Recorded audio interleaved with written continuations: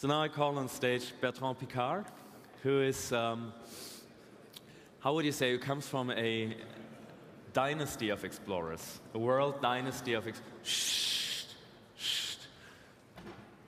very special having Bertrand with us, because he's such, you did so much, you always dared new things, and it's within your genes, so to say, because I think over 100 years your family is on exploration and is always at the frontier of what could be done in Earth. And you just, Bertrand Piccard, to introduce to you, will today speak about Solar Impulse, actually, the project you're working on for the last 8 years, 2003. Right. And it's the first solar plane, fully driven by solar energy, which you go around the world with this plane. I won't tell too much because that's what you do. But in 1998, you were the 99. You were the first who went around the world with a balloon. That's and right. So you're one who really dared and succeeded. And we're very happy that you come here because you have a very tight schedule. It's a very ambitious project. And what people don't know, and you should understand here, is it's not only on technology in solar. What Bertrand is doing is also in physical endurance to stand this trip around the world in this plane. Happy having you here. Thank you, Marcel. As said, we owe this to Gregory Platt. Gregory, stand up for a sec. Gregory is a dear friend who knows Gregory. Many of you know, and Gregory was with the first DLD already, and we're happy that you make that possible. Floor is to you. Thank you, Marcel. Thanks.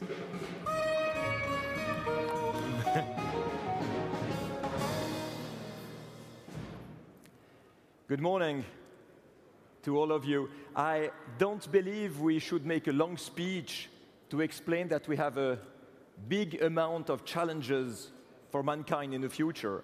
It's not only the financial crisis or globalization as we're talking usually, it's also energy, it's also environment, it's also fighting against poverty, of course. And how can we get solutions for all these challenges? Well, a lot of people believe that we need new ideas to bring new solutions. Honestly, I don't believe it's like this. I don't believe new ideas are an issue because new ideas are easy to have. If all together here we close our eyes for 1 minute, I'm sure we all come back with a lot of new ideas. No, the problem is much more how to get rid of our certainties, how to get rid of habits, how to get rid of common assumptions. And basically, this is pioneering spirit. Pioneering spirit is not about new ideas. Pioneering spirit is about fighting old ways of thinking. Because these old ways of thinking have always kept us prisoners of rigid and stiff obstacles. One, of course, 500 years ago, when everybody believed the Earth was flat, until this theory was completely turned down, but much closer to us. All these moments when we believed we could never fly, we could never reach the highest mountains, we could never go on the moon. It was always this word, it's impossible because it has not been done. And I personally remember a very nice anecdote about a high-level scientist who explained me why it would always be impossible to fly on muscular power. He had calculated that the muscles of a human arm are too small in comparison to the muscles of a bird to carry a human body. Well, the problem for him is that the guy who crossed the British Channel on a muscular-powered airplane used his legs and not his arms. And the diameter of the legs are big enough. So what does it show? It just shows that each time we have a certainty, a conviction, each time we are absolutely certain of something, we have to change the angle of view. And basically, this is what we learn when we fly in a balloon. I believe ballooning is a quite nice example of pioneering spirit because it obliges us to think exactly the other way that we learn in life. In life, very often we're a prisoner of these convictions that lead us in one dimension and only one direction. In a balloon, when you are taken by the wind in the wrong direction, what can you do? Well, basically, you have only one solution. It's to change your altitude, because you know that the atmosphere is made out of several different layers of wind, which all have a different direction. And I think it's exactly what we should learn to do in life. Each time we have goals, targets, challenges, objectives, and the winds of life, the problems, the crises, the uncertainties, the unknown, take us in the wrong direction, we have to learn how to change altitude, psychologically, philosophically, spiritually also, of course, in order to catch other influences, other visions of the world, other solutions that will reorient our trajectory in a better way. But it's a little bit too poetic and not practical enough. What do we have to do in addition to changing altitude? Well, basically, exactly like in a balloon. If we want to change altitude, we have to drop ballast. In a balloon, you have sand, you have water, you have old equipment that you don't need anymore, and when you throw this overboard, you are lighter and you can climb. And I think it's exactly what we need to learn in life if we need pioneering spirit to solve new challenges. Dropping ballast. What is our ballast? Well, it's our convictions, our certainties, our habits, our paradigms, our old stiff ideas, our dogmas, our common assumptions. That means all the things that we tend to grab in our hands and hold very strongly each time we have a crisis. Have you noticed that we always think that convictions make us stronger? Well, they don't make us stronger, they just make us heavier. And pioneering spirit, this is about throwing this overboard. Of course, don't throw all of it, otherwise you climb far too high. But basically, getting rid of our certainties very practically means that each time we have an absolute certainty, we should try exactly the opposite. I don't mean the opposite will always be better, but what I mean is that when we can believe something and at the same time believe exactly the opposite, we'll have thousands of ways in between to think and to act. And this we can do in politics. Why should we have only one political party we belong to? We can very well have some ideas from the right wing, some ideas from the left wing, some ideas from the center, mix it up all together the way we would like, and each one can have his own political opinion. Same thing for religion, although these days it's sometimes a little more dangerous. But we can very well belong to a religion and understand very precisely how the others believe, what's the faith of the others, in order to integrate other ways of believing in our own way, to have a broader, much wider spiritual understanding of life. We can do it for finance, for education of children, for environment. And what's the result if we do this? Well, the result is that we won't have anymore just one line going in one direction and one dimension toward the future. No, we'll have thousands of different lines in all directions at every possible altitude in 3 dimensions. And pioneering spirit is just about exploring this vertical axis, all the ways to think, all the ways to behave, until we find the line that goes in the best direction. Of course, it's not easy to do it alone. Sometimes we need help, colleagues, friends, family, advisors, psychiatrists, or whatever. For balloons, you need weathermen. The weathermen are the ones who calculate a 3-dimensional grid of the atmosphere, and the balloon then goes up, down, and follows these tracks for a little moment, few hours, few days, until you find your way around the world. Sometimes, though, it's very paradoxal. I remember when we were flying with Brian Jones around the world, after 4 days, we were overflying Mali in Africa, and the weatherman told us, you have to stay at 8,000 meters altitude to have a speed of 60 kilometers per hour. So 60 per hour, when you know you have to travel 45,000 kilometers, you don't need a computer to see there's a problem. So we disobeyed. With that GPS, we moved up and down until we found a jet stream, 9,000 meters altitude, that was 120 kilometers per hour. And we were so happy, so proud. I picked up the sat phone, I called the weatherman, and I say, hey guys, don't you think we're good pilots up there? We fly twice the speed you've calculated. And the answer was abrupt. They told me, we've never asked you to fly so fast.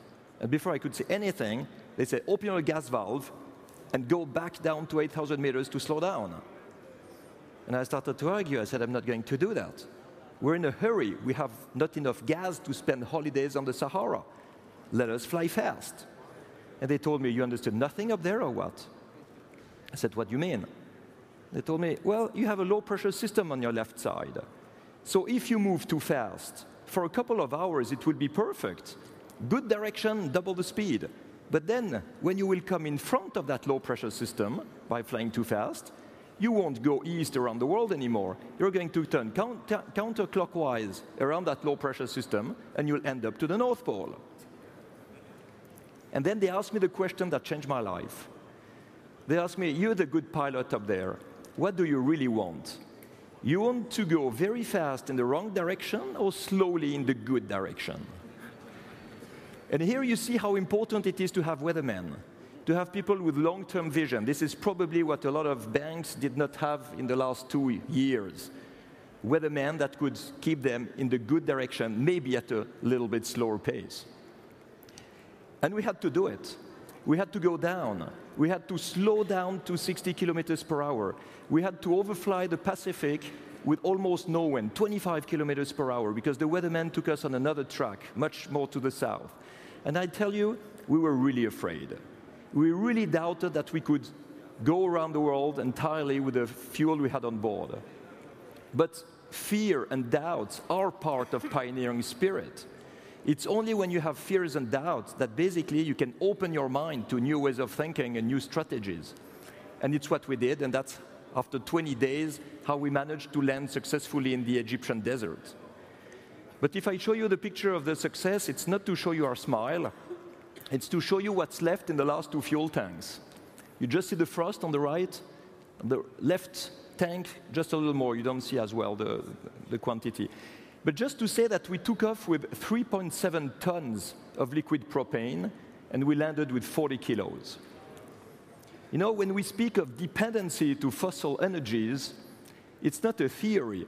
You can feel it in your guts. When you see the speed of the wind on the Atlantic and you calculate how much speed you need to reach the lands without ditching, before you're out of gas, you really feel it in your gut. And on that day, when I saw what was left in that tank, I made a promise to myself. I made the promise that the next time I would fly around the world, it would be with no fuel at all, independent of the fossil energy. In this day, it was just a dream, but it became a vision, a clear vision, when the capsule of my balloon was officially presented in the Smithsonian Air and Space Museum in Washington, with the capsule of Apollo 11, the Spirit of St. Louis of Charles Lindbergh, the Wright brothers flyer, the X-1 of Chuck Yeager, and so on. And then I really understood how much the 20th century was great in terms of exploration and pioneering. An incredible century. But now we've been on the moon. What's left to be done?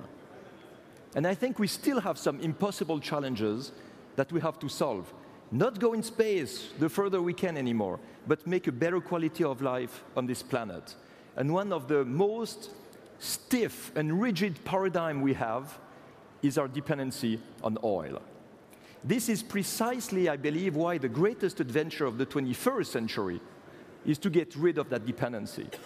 Go on other solutions, drop ballast, change altitude, and take better trajectories. Why that? Well, of course, not only for the environment. We know it's about the environment, but this is the main problem that made a failure in Copenhagen. People were speaking only about the environment, climate change, and the cost to solve it. It's not so much this problem. The main problem is the dependency on oil, which means the dependency on prices, because oil is just a fixed, rigid, limited energy, and the price can only go up. That's basic economical rule.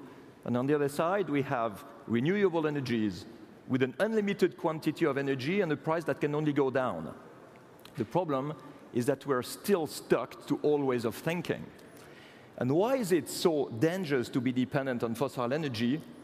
Well, basically, just because the price of all the raw materials are going to climb, and we get a lot of businesses that will be out of the market. All the ones who are completely dependent on oil, like General Motors, just to give an example, with these big pickup trucks and all that, are just going bankrupt. It's not because of the financial crisis of today. No, the biggest loss of GM was when the peak of the price of oil was at the highest, before the financial crisis. So we see that basically all technologies are dangerous for the world, Not just because they make a couple of short circuits between two wires, no. Just because they bring poverty, bankruptcy, they bring unemployment, and at the end, it's the economical system that's going to collapse much earlier than the ice will melt in the South Pole. When we speak of poverty, you know that for the first time in history, since we have the United Nations chart, poverty is going up again, just at the same price than oil was going up. So this, of course, is in India. So a lot of people say it's the other side of the world, we don't care. This is in France. Exactly the same houses of homeless people who have lost everything. All these people are out of the market. They are not consuming, they are not part of the prosperity of the country. And who's losing? They have lost, but the one who are going to lose much more is just the financial system. So we need now to open completely wide the new solutions for energy, for sustainability, and so on. And we have these technologies. The problem is that we don't use them. This, we believe, is just a nice artifact in Bahrain, showing that an architect had imagination. We need this type of stuff everywhere. And we don't. Because there is a lack of political vision in the governments, because the businessmen and the investors are very much oriented in one direction, and they have not yet understood that renewable energy is the new trend. We speak of the internet bubble, but we don't understand that the new trend is about energy and new technologies and clean techs, and we don't have enough investors in that sector, and we don't have enough politicians who understand that this has to be supported for the future. This is exactly the type of message we would like to carry when we speak about flying around the world in a solar-powered airplane. If I wake up in the morning and I say I'd like to speak about sustainability, nobody's going to listen to me. If I say I'm going to fly around the world in a solar-powered airplane, everybody invites me to speak and to say what I mean and what I believe. So, of course, there were solar-powered airplanes in the past. This idea of solar impulse in itself is not new. What is new? What is new is that all the solar-powered airplanes who flew in the past had no storage capabilities, no batteries. So basically, each time the night was coming, they had to land. And they showed the limits of solar power much more than the potential. So if you want to show the potential, you have to solve this big paradox. How to fly through the night on solar power. And for this, of course, you have to use photovoltaic solar cells to run the engines, electrical engines, and at the same time load the batteries, so the batteries are full to make the night flight. An advisor of us, Alan Kokuni in the US, has demonstrated this capability by flying 2 days and 2 nights in a row, but with a remote-controlled airplane, 4-meter wingspan. If you want to really shake the spirit, make an adventure that people would follow and would understand why you do it for, you need to put a pilot in the plane, of course. Nobody really cares of a robot going to the moon or to the deepest point in the ocean. People identify to it if you have a pilot on board. The problem is to get a pilot on board, it's not anymore 4-meter wingspan. It is 64-meter wingspan. To have the payload, to have enough surface for the solar cells, to have an aerodynamic efficiency that allows you to fly slow enough and save the energy on board. And why is that so difficult? Well, basically because with 1 square meter of solar cells, if you fly day and night and you count all the losses from the cell to the propeller, you can produce 30 watts, which is half of a light bulb. So with the 200 square meters, we can ignite 200 small light bulbs, which is roughly the energy you need for a big Christmas tree. So the challenge for our engineers is the following. With the same amount of energy than for a Christmas tree, you have to propel a pilot around the world in an airplane. So when we launched the project with my partner, André Borschberg, we had not yet the logos of Solvay, Omega, Deutsche Bank as partners. No, we had no partner, no penny in the pocket, no team members. And we announced it officially because we wanted to be absolutely sure to go forward and not to give up. After a couple of years, we had 70 people in the team, big partners backing up this project, and we went through a lot of simulation, design, calculation before the construction. We went through a couple of different shapes that we studied for the efficiency, for the way to build it the lightest as possible. And 2 years ago, we could launch the construction of a first airplane entirely made out of carbon fiber and also pieces of cardboard and extremely light materials, foam and so on, in order to be able to reach the weight of a mid-sized car. So if the airplane is big as an Airbus 340, the weight is 1,600 kilos, less than most of the cars we have now on the roads. And how is that possible? Well, with new fabrication techniques. And here again, this pioneering spirit is interesting to understand. We went to see airplane manufacturers, and we asked them, can you build a plane that is 64-meter wingspan and 1,600 kilos, because this is what we have calculated. And they told us, you're completely crazy. It's impossible. So basically, what did we do? We went to see a boat manufacturer. And he did it because he had no idea it was impossible. So you have here some examples. This is the fuselage. The fuselage, 50 kilos. These are the spars of the wings. You carry this with 8 people. This piece is 20 meters long, and you put 3 of them together for the entire wingspan. This is the skeleton of the airplane exactly 1 year ago. And this is how it looks now. You know, it's so nice because I spent 6 years giving speeches saying, we will build, we will build, we will fly. Now I can say we have built and we have flown.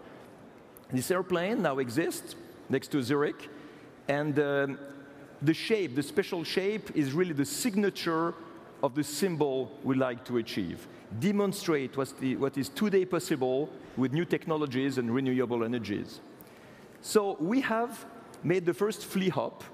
It was not a very long flight, but nevertheless it was a flight above the runway to check that everything was fine before making this spring and summer the high altitude flights. With which goal? Well, the goal, these are digital pictures again because the plane hasn't flown so high yet. The goal is to make this summer takeoffs with our own power, just with the sun, no additional help, climb to 27,000 feet, 900 meters, and there load the batteries at the same time that the airplane's flying. So when we arrive at the beginning of the night, we will have just one goal, unique goal. That is to reach the next sunrise before the batteries are empty. And this is exactly the challenge we have to achieve in our world now. In this plane, if the weight is too heavy, if the pilot wastes his energy by flying unstable, if the technologies are not optimized, the airplane will crash with empty batteries before sunrise. And in our world, if we don't manage to switch early enough to renewable energies, if we don't manage to get early enough independent on fossil energies, we will also never give the planet to the next generation before a major economical and energy crash and crisis. So you see that this airplane flying day and night is much more than an airplane. It's just a way to illustrate and demonstrate what is pioneering spirit, not just in the lab, but in an adventure that people can follow, where people can identify. In that sense, I always laugh with this painting from the painter Magritte in a Dutch museum. It says, "This is not a pipe." Well, this is not an airplane, or at least not only an airplane.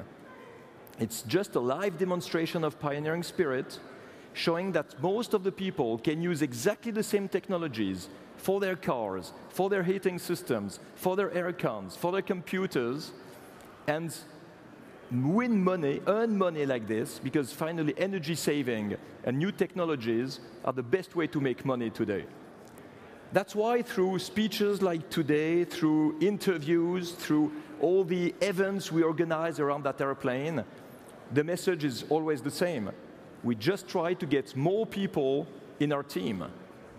Not just technicians or engineers that would join to help us to fly the plane. No, more people would have the same mindset.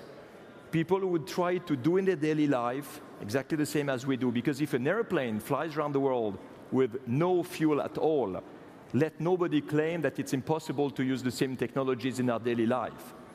This is exactly the message. So in a little wider idea, I think we're all like on this picture here.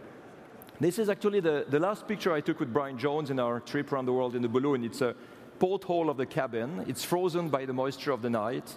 And on the other side, you have a rising sun. If you want to reach the color and the energy and the light on the other side, first, you have to cross the ice. The problem is that so many people have learned that it is safer to suffer in the ice they know rather than to take the risk of crossing the ice to see what there is on the other side. These people are poor people, but sometimes they are dangerous. If they are heads of states, if they are heads of big corporations, be careful. They can really take their country or their corporation into bankruptcy. We need this pioneering spirit everywhere. We need to understand that the greatest adventure of life is to cross the ice to see what there is on the other side. Even if sometimes it's a little scary, even if we have doubts, even if it's not easy, at the end the reward is the reward of every pioneer. It means that when you look back, you have no regrets because you have clearly tried everything you could have tried. You have taken all the opportunities that were in front of you, and I think that's the greatest reward you can ever have. So you understand that finally, all these topics are much more emotional than just intellectual. It's not a question of comparing prices of solar power with oil or whatever. No, it's a global picture, and it's a way to vibrate for it. It's in the guts, it's in the heart.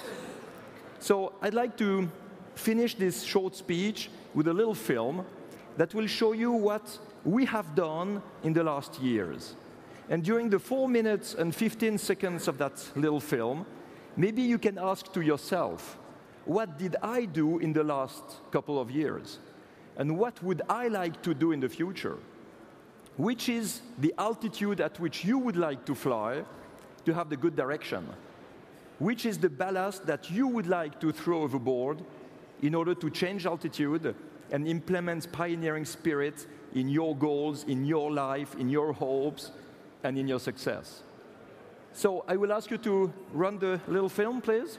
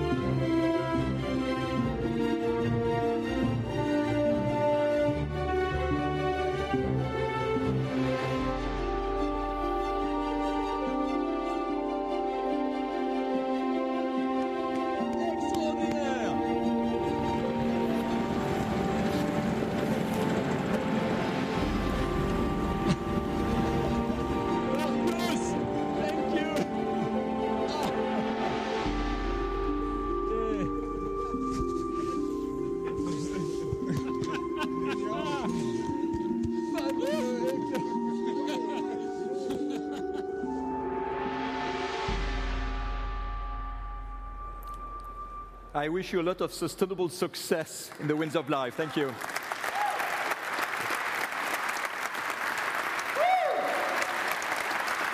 Lass mich noch was sagen. Eine Minute.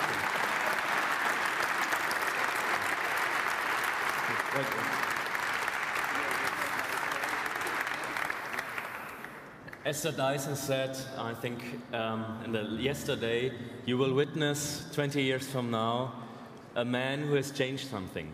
I mean, this is the first full solar plane. It was like Lindbergh, and it can change a lot if this technology becomes commercial.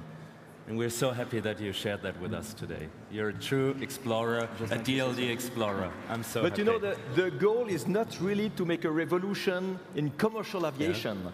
The goal is first to make a revolution in the behavior of the people. Yes. Then we'll see if it comes in aviation. But first, it has to come in our daily life. Okay, wonderful. Thank you.